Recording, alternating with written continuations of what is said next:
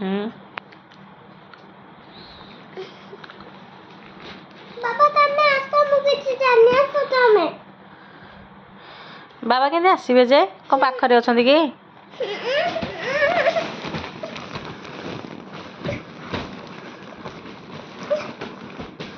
ଆସିଲେ କ'ଣ କରିବୁ କି ତୁ? ଏମିତି କ'ଣ ହଉଛୁ ବାଇଆଙ୍କ ଭଳିଆ?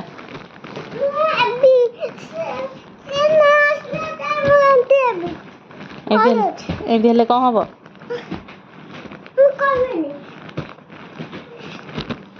ତୁ ଏମିତି ହଉଛୁ ବାବା କାନ୍ଦୁଛନ୍ତି ସିଆଡ଼େ।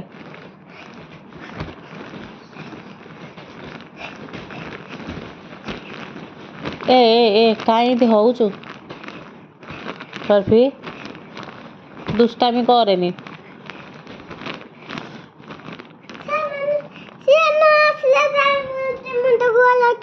ସେ ଆସିବେନି। ସେ ଏମିତି ପାଖରେ ଅଛନ୍ତି ନା କ'ଣ ଆସିବେ? ସେ ଯାଇକି ହରିଦ୍ୱାରରେ ଅଛନ୍ତି, ଆସିବେ କେମିତି?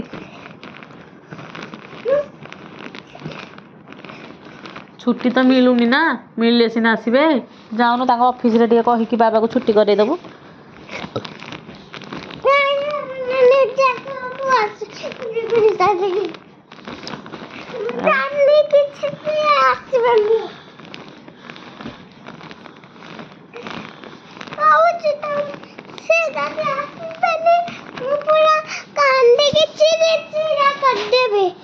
କାହାକୁ ଚିଡ଼ଚିଡ଼ା କରିଦେବୁ?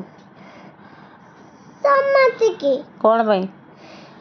ଇଏ ଯଦି ଆସିବେନି ସତ୍ୟ କଥା ଚିରି କରିଦେବି। ସବୁ ଭାସିଯିବେ ଆଉ ଘର ବି ଉଡେଇ ଦେବି ପୁରା। ଭାଙ୍ଗିକି ଉଡେଇ ଦେବି। ନାନୀ ଦବ ଗାଳେ ତା ଘର ଭାଙ୍ଗିକି ଉଡେଇବୁ ଯଦି। ନାଇଁ ତା ଘର ଭାଙ୍ଗିବି, ଆମ ନାନୀ ଘର ଜମା ଭାଙ୍ଗିବିନି। ଏଇଟା ତ ନାନୀ ଘର ନା। ନାଇଁ ଏଇ ଘର ତ ଭାଙ୍ଗିଦେବି, ନାନୀ ଘର କେବେ ଭାଙ୍ଗିବିନି। ଏଇଟା ନାନୀ ଘର ବି ନା। ଏଇଟା ଆମ ଘର ନୁହଁ।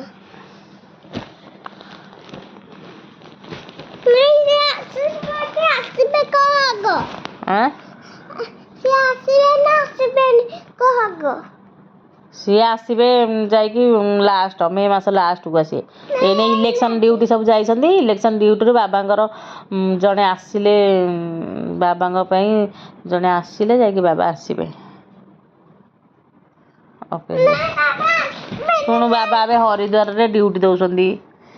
ବାବାଙ୍କ ଇଏରେ ଥ୍ରୋରେ ଜଣେ ରହିଲେ ବାବା ଯାଇକି ଆସିବେ, ନହେଲେ ବାବା ଏଇନେ ଆସିବେନି, ଆସିପାରିବେନି। ଛୁଟି ଦେବାକୁ ମନା କରିଛନ୍ତି।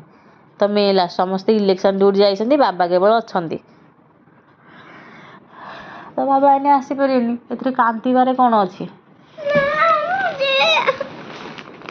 ତୁ ଏମିତି ହଉଛୁ, କାନ୍ଦୁଛୁ, ବାବା ଇଆଡ଼େ କାନ୍ଦୁଛନ୍ତି।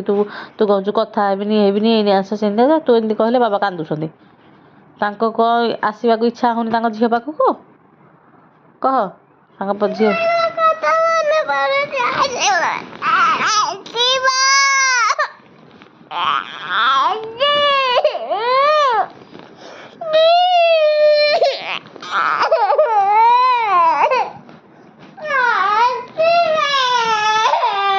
ହଁ କାଲି ଦେଖିବା ଫୋନ୍ କରିବା ତାଙ୍କ ଇଏକୁ, ଦେଖିବା ଅଫିସକି ଆସିବା।